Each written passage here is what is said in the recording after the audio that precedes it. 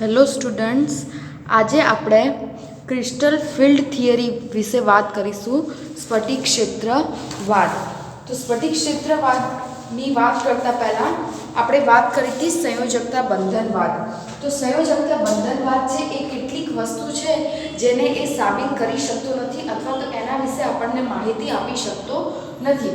તો સંયોજકતા બંધનવાદની કેટલીક મર્યાદાના કારણે નવો વાદ ઊભો થયો, જે છે સ્ફટિક ક્ષેત્રવાદ, જે સંયોજકતા બંધનવાદ સમજાવી નથી શકતો. એ બધી વસ્તુ કોણ સમજાવશે? સ્ફટિક ક્ષેત્રવાદ. બરાબર છે. તો આપણે પહેલા જોઈએ કે સંયોજકતા બંધનવાદ કઈ કઈ વસ્તુને સમજાવી શકતો નથી. તો સૌથી પહેલા છે તે ઘણી બધી ધારણાઓનો સમાવેશ કરે છે, મતલબ ધારણા આપે છે અને એ સાબિત કરતો નથી. તે ચુંબકીય માહિતીનું જથ્થાત્મક અર્થઘટન આપી શકતો નથી. આપણને ચુંબકીય માહિતીનું જે જથ્થાત્મક અર્થઘટન, પ્રતિચુંબકીય અને અનુચુંબકીય છે, એના વિશે જથ્થાત્મક અર્થઘટન આપી શકતો નથી. સવક સંયોજનો દ્વારા પ્રદર્શિત રંગને સમજાવી શકતો નથી કે સવક સંયોજનો છે કેમ રંગીન છે, એમાં એવું તો શું થાય છે કે જેના કારણે રંગીન બને છે, રંગ દર્શાવે છે, એના વિશે એ આપણને માહિતી પૂરી પાડતો નથી. સવક સંયોજનની ઉષ્માગતિકીય અથવા ગતિકીય સ્થાયીતા વિશે પણ એ મતલબ ઉષ્માગતિકીય થર્મોડાયનેમિક્સ અને એ રાસાયણિક ગતિકી, એ બંને વિશે પણ આપણને કોઈ પણ માહિતી આ વાદ દ્વારા મળતી નથી. ચાર સવક સંકીર્ણના સમચતુષ્ફલકીય અને સમતલીય સમચોરસ બંધારણ વિશે કોઈ ચોક્કસ પ્રાકકથન કરી શકતો નથી. મતલબ કેમ એવું છે કે ચાર સવક આંકવાળો છે એ બે અલગ અલગ આકાર ધરાવે છે, સમચતુષ્ફલકીય અને સમતલીય સમચોરસ. અને ક્યારે સમચતુષ્ફલકીય અને ક્યારે સમતલીય સમચોરસ, એના વિશેની જે સ્પષ્ટતા છે એ આ વાદ દ્વારા કરવામાં આવતી નથી. તો હવે આપણે વાત કરીએ સ્ફટિક ક્ષેત્રવાદ.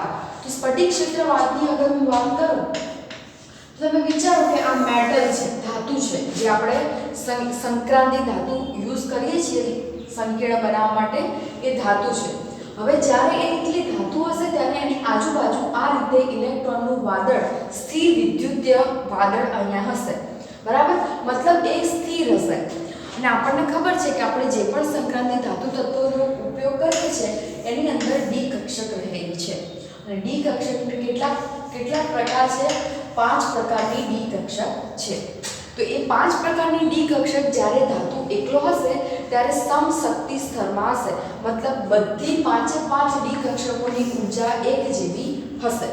પણ જેવો એની સાથે લિગેન્ડ જોડાશે એટલે એની અંદર રહેલી ડી કક્ષકોનું શું થઈ જશે? વિભાજન થશે. એટલે કે અલગ અલગ ઊર્જા સ્તરમાં ડી કક્ષકો જતી રહેશે. તો અહીંયા આપણે સૌથી પહેલા વાત કરવાનું છે અષ્ટફલકીય સવક સંકીર્ણમાં સ્ફટિક ક્ષેત્રવાદ. બરાબર છે. એને ઇંગ્લિશમાં કહેવાય ક્રિસ્ટલ ફિલ્ડ થિયરી. અને આ બહુ અગત્યની છે. બરાબર છે. આગળ પણ તમે જ્યારે આ વસ્તુમાં ભણશો ત્યારે તમારા બેઝિક તરીકે આ કામ લાગશે.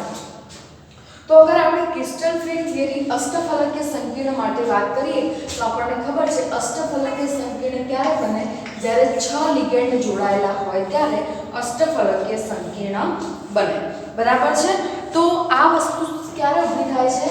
કે જ્યારે ડી કક્ષક છે એની પાસે પણ ઇલેક્ટ્રોન રહેલા છે. હવે 6 લિગેન્ડ આવશે એટલે એ પણ શું કરશે? ડી કક્ષકને ઇલેક્ટ્રોન યુગ્મનું દાન કરે. હવે આ ડી કક્ષક ધાતુની કક્ષક છે, એની પાસે ઓલરેડી ઇલેક્ટ્રોન છે અને જે લિગેન્ડ એની અંદર એન્ટર થાય છે એ પણ શું કરે છે? ડી કક્ષકને ઇલેક્ટ્રોન યુગ્મનું દાન કરે છે. એટલે હવે શું થશે? ઇલેક્ટ્રોન વચ્ચે અપાકર્ષણ થશે. સમાન વીજભાર ધરાવતા વચ્ચે શું થાય? અપાકર્ષણ. એટલે બંને ઇલેક્ટ્રોન વચ્ચે શું થવાનું? અપાકર્ષણ થવાનું. અને એ અપાકર્ષણના કારણે ડી કક્ષક છે એ બે વિભાગમાં વહેંચાઈ જશે. જે કક્ષકને વધારે અપાકર્ષણ લાગશે એ ઊંચલા સ્તરમાં ગોઠવાશે અને જેને ઓછું અપાકર્ષણ લાગશે એ નીચલા શક્તિ સ્તરમાં ગોઠવાશે. બે શક્તિ સ્તર પડશે અહીંયા, T2G અને EG. બરાબર. EG એ એક્સાઇટેડ સ્ટેટ છે એટલે કે ઉત્તેજિત અવસ્થા, અને T2G એ ધરા અવસ્થા છે, નીચલી અવસ્થા. બરાબર છે. કે જ્યાં ઊર્જા ઓછી હશે, એને ઓછું અપાકર્ષણ લાગતું હશે. તો અહીંયા બે કક્ષકો એવી છે કે જેને વધારે અપાકર્ષણ લાગે છે, dx2 y2 અને dz2.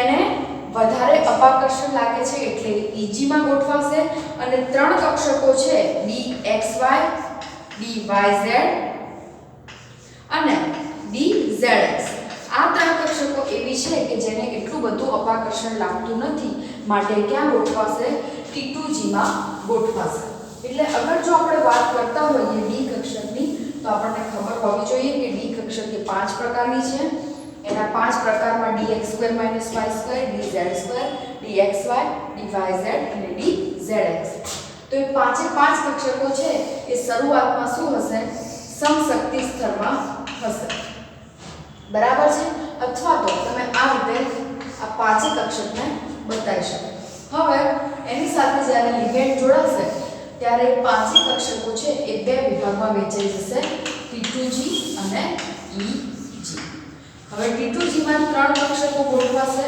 અને Eg માં 2 T2g માં કઈ તો dxy dyz અને dzx અને અહીંયા dx2 y2 અને dzx બરાબર છે તો એ બે કક્ષકો ઉપર ગોઠવાય છે કારણ કે એમને આકર્ષણ લિગેન્ડમાં પ્રત્યે આકર્ષણ જે લાગે છે એ એમના તરફ વધુ અપાકર્ષણ જે લાગે છે એ આ બંને કક્ષકો તરફ વધુ અપાકર્ષણ છે એટલે જ્યાં એના અપાકર્ષણ હશે ત્યાંથી દૂર રહેવાનું પસંદ કરશે એટલે એને વધારે અપાકર્ષણ છે એટલે ઊંચી ઊર્જા કક્ષામાં ગોઠવાશે અને આને ઓછું અપાકર્ષણ છે એટલે નીચી ઊર્જા કક્ષામાં ગોઠવાશે બરાબર છે તો અષ્ટફલકીય સંકીર્ણમાં કંઈક આ રીતે જોવા મળે છે હવે આપણે અહીંયા જોઈએ તો જે T2g અને T2g નો જે ડેલ્ટા 0 જેટલો ડિફરન્સ છે એ કેટલો છે તો કે 2/5 ડેલ્ટા 0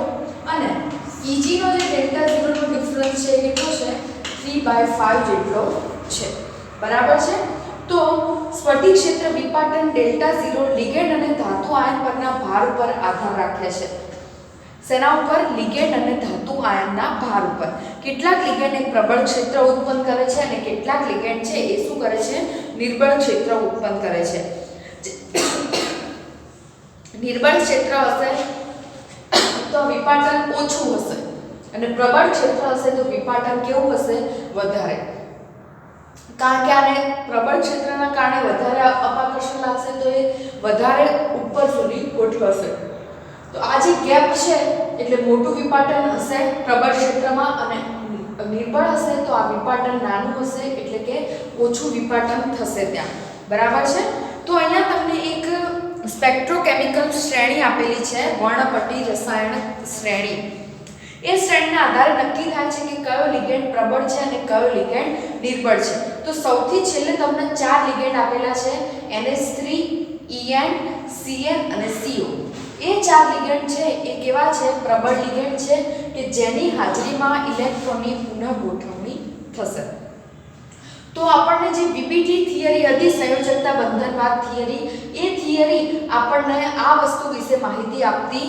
નહોતી કે કઈ રીતે કોણ સ્ટ્રોંગ છે કોણ પ્રબળ લિગેન્ડ છે કોણ નિર્બળ લિગેન્ડ છે એ વસ્તુની માહિતી આપણને અહીંયા પૂરી પડે છે સ્પેક્ટ્રોકેમિકલ શ્રેણી દ્વારા જે આપણને સંયોજકતા બંધનવાદ સમજાવી શક્યું નહોતું બરાબર છે બીજું કે અહીંયા સંકીર્ણના પ્રકાશના શોષણ પરથી નક્કી કરવામાં આવે છે કે કયો લિગેન્ડ પ્રબળ છે અને કયો લિગેન્ડ નિર્બળ છે જે સ્પેક્ટ્રોકેમિકલ શ્રેણી છે એ શેના આધારે નક્કી કરેલી છે તો જ્યારે એ લિગેન્ડ સાથેના સંકીર્ણના શોષણ ઉપરથી નક્કી થશે બરાબર છે અષ્ટફલકીય સવક સ્પીસીસમાં ધાતુ આયનની ડી કક્ષકમાં ઇલેક્ટ્રોન સૂચવવા પ્રયત્ન કરીએ સ્વાભાવિક છે કે એકાકી ડી ઇલેક્ટ્રોન T2g કક્ષકની નીચી ઓછી ઊર્જાવાળા T2g કક્ષકમાં ભરાશે મતલબ કે આપણને ખબર છે હુડના નિયમ પ્રમાણે બધી કક્ષામાં પહેલા એક ઇલેક્ટ્રોન ગોઠવાશે પછી જ ત્યાં એનું યુગ્મીકરણ થશે તો અહીંયા નીચે 3 કક્ષકો છે એટલે જો આપણે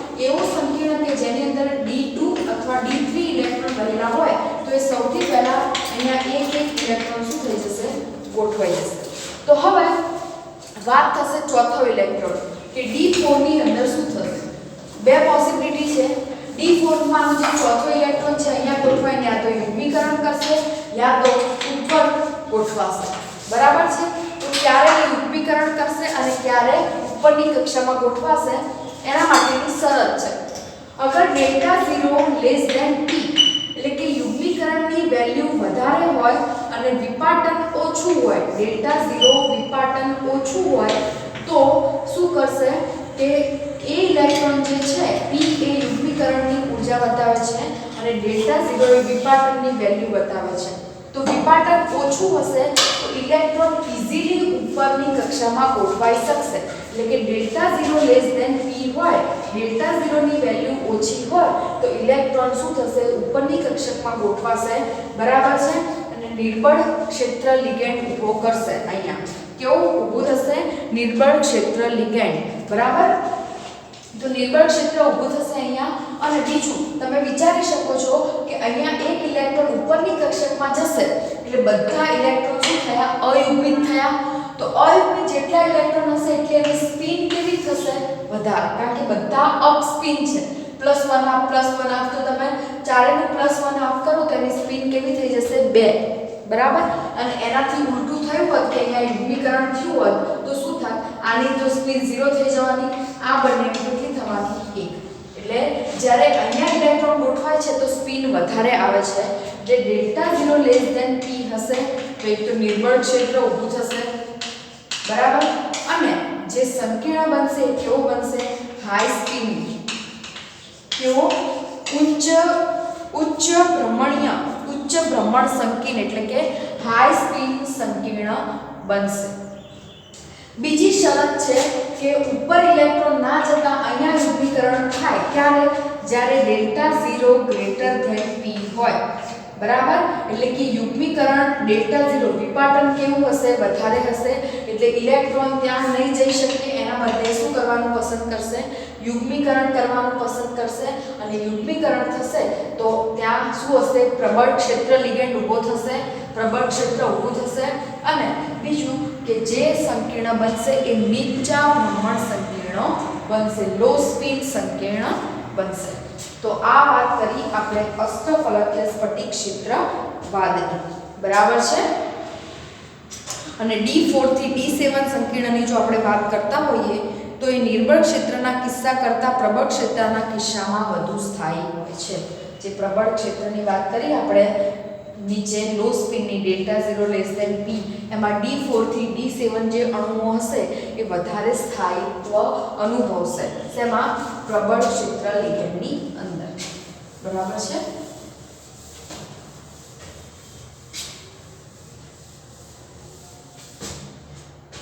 આગળ છે સમચતુષ્ફલકીય અષ્ટફલકીયની અંદર ક્રિસ્ટલ ફિલ્ડ થિયરી પૂછાતી હોય છે.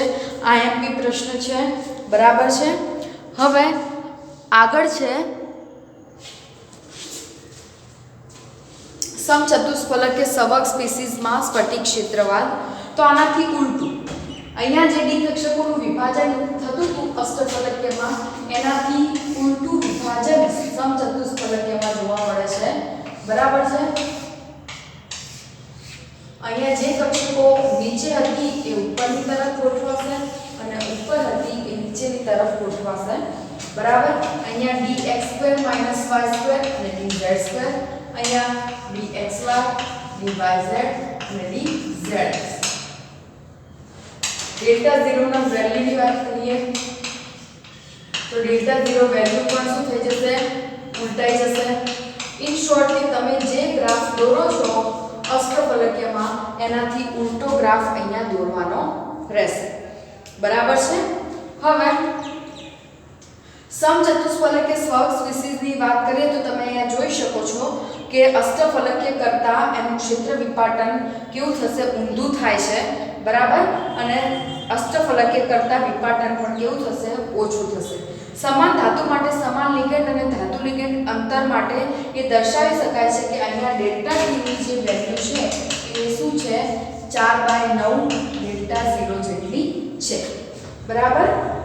અને અહીંયા G પદાક્ષરનો ઉપયોગ થાય છે સમતલીય ચોરસ સંકીર્ણ કે જે કેન્દ્રીય સંમિતતા ધરાવે છે એના માટે આપણે G પદાક્ષરનો ઉપયોગ કરીશું. આપણે અહીંયા જે T2G EG વાપર્યું હતું એના જગ્યાએ અહીંયા શું લખ્યું છે? E અને T2.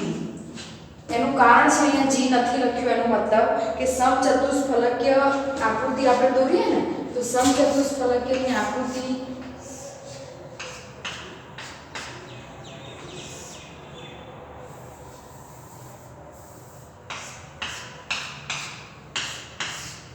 આ પ્રકારે સમચતુષ્ફલકીયની આકૃતિ હશે કે એની અંદરથી તમે સમમિત તલ પસાર કરો તો ઉપર અને નીચે બંને બાજુ તમને સરખી આકૃતિ મળે નહીં.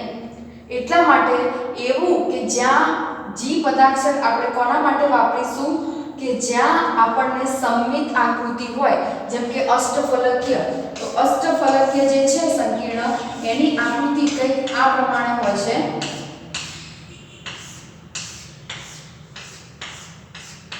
તો અષ્ટફલકીયમાં તમે જ્યારે સમમિત તલ પસાર કરો છો તો ઉપર અને નીચે બંને બાજુ સરખું મળે છે, માટે એના માટે તમે જી પદાક્ષર ઉપયોગ કરી શકો છો. અને સમતલીય ચોરસ માટે પણ શું કરશો તમે? સમતલીય ચોરસ એટલે સીધું જ હશે, ચોરસ જ, બરાબર. તો એમાં પણ તમે સમમિત તલ પસાર કરતા ઉપર અને નીચે બંને બાજુ તમને સેમ મળે છે, માટે જી પદાક્ષરનો ઉપયોગ તમારે સમતલીય સમચોરસ અને અષ્ટફલકીય માટે કરવાનો છે. પણ સમચતુષ્ફલકીય માટે અહીંયા T2G અને EG ના લખતા ખાલી T2 અને E લખવાનું રહેશે, બરાબર છે. હવે અહીંયા આગળ આપણે વાત કરીશું સવક સંયોજનોમાં રંગ. સવક સંયોજનો કેમ રંગીન છે એની હવે આપણે વાત કરીશું. તો અહીંયા સવક સંયોજનો જે છે એ જ્યારે એના ઉપરથી તરંગ લંબાઈ અમુક પ્રકાશ આપાત કરવામાં આવે છે ત્યારે અહીંયા શોષાતી તરંગ લંબાઈ અલગ છે અને એનો જે રંગ દેખાય છે એ અલગ છે. ધારો કે કોઈ સંકીર્ણ છે એ પીળા રંગનું શોષણ કરશે તો ઉત્સર્જન જાંબલી રંગનું કરશે, બરાબર. એટલે આપણને એ સંકીર્ણ કેવા રંગનો દેખાશે? જાંબલી રંગનો દેખાશે. તો એ જાંબલી રંગનો દેખાય છે એનો મતલબ એને પીળા રંગનું શું કર્યું હશે? શોષણ કર્યું હશે, બરાબર છે. એ જ પ્રમાણે કોઈ વાદળી લીલા રંગનું પ્રકાશનું શોષણ કરે તો લાલ રંગનું શું કરે છે? ઉત્સર્જન. તો એ રંગ આપણને શું દેખાશે? સંકીર્ણનો રંગ લાલ દેખાશે, બરાબર. એટલે જે રંગનું ઉત્સર્જન કરે એ રંગ આપણને દેખાય. બીજું, લાલ રંગનું એ જો શોષણ કરે તો આપણને વાદળી રંગનો દેખાશે અને વાદળી લીલા રંગનું એ જો શોષણ કરે તો આપણને સંકીર્ણ જાંબલી રંગનો દેખાશે, બરાબર છે.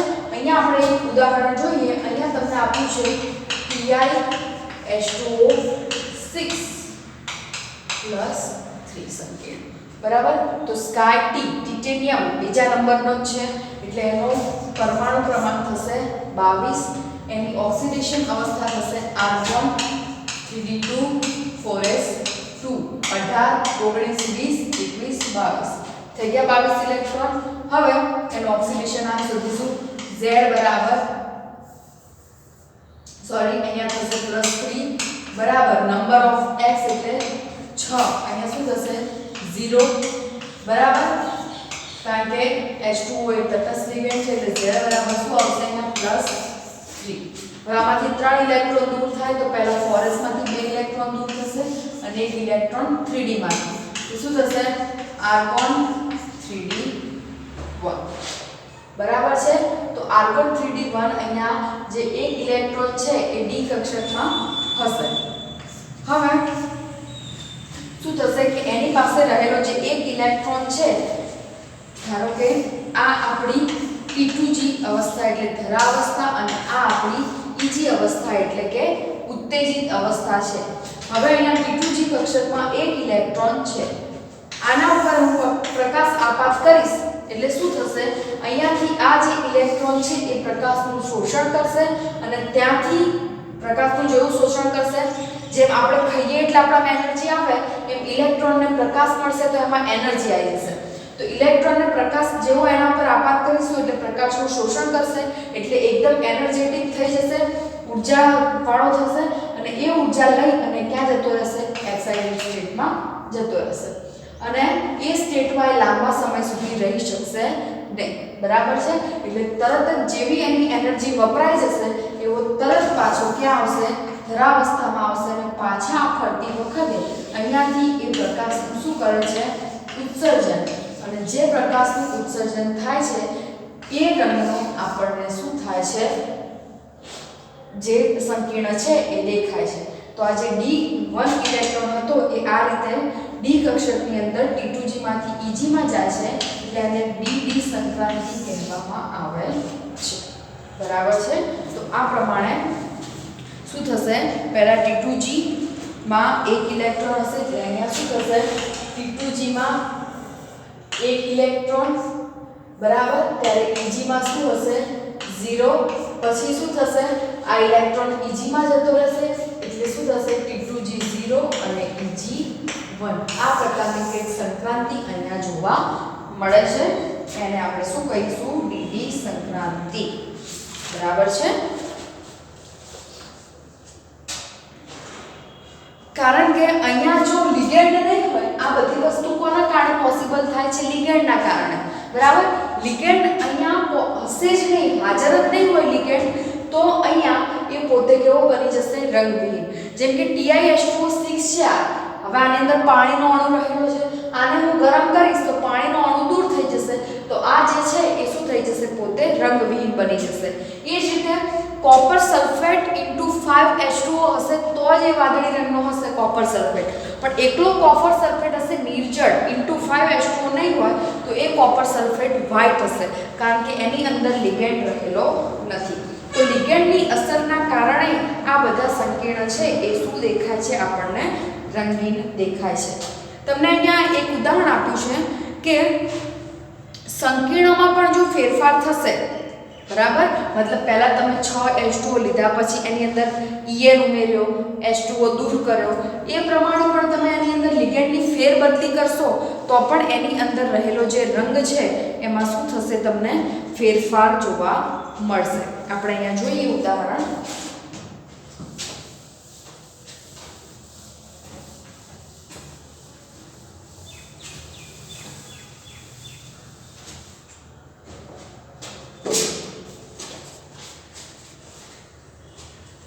સૌથી પહેલા Ni ની H2O6